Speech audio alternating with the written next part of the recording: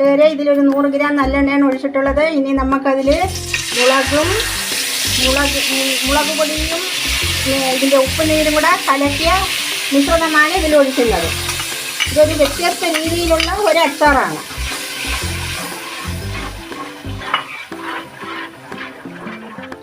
അതൊന്ന് തിളച്ചൊന്ന് വറ്റിക്കോട്ടെ.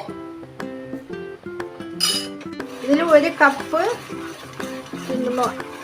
മാങ്ങയുടെ നീരും 1.5 സ്പൂൺ പിരിയൻ മുളക് പൊടിയാണ് ഇതിൽ നമ്മൾ കലക്കി ചേർത്തിട്ടുള്ളത്.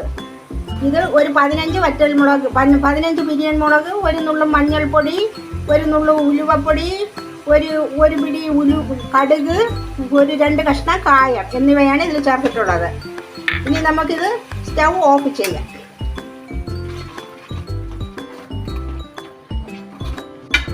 അതിനുശേഷം നമുക്ക് ഈ ഉണക്കി വെച്ചിരിക്കുന്ന ഈ അടമാങ്ങ ഇതിൽ തട്ടി കൊടുക്കാം. ഒരു ദിവസം ഫുള്ള വെയിലത്ത് ഉണങ്ങിയ മാങ്ങയാണിത്. ഇതാണ് വ്യത്യസ്തമായ രുചിയിലുണ്ടാക്കുന്ന അച്ചാറ്. അതിനുശേഷം നമുക്ക് ഇതിൽ കുറച്ച് കറിവേപ്പില ഇട്ട് കൊടുക്കാം.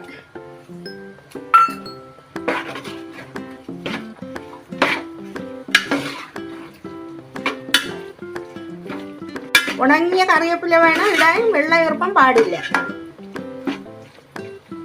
ഇതിൽ വിനാഗിരി ഒന്നും ചേർക്കേണ്ട ആവശ്യമില്ല. ഇത് ഒരു 2 ആഴ്ച അടച്ച് കുപ്പിക്കകത്ത് വെച്ചിരുന്നിട്ട് നമുക്ക് എടുത്ത് ഉപയോഗിക്കാം.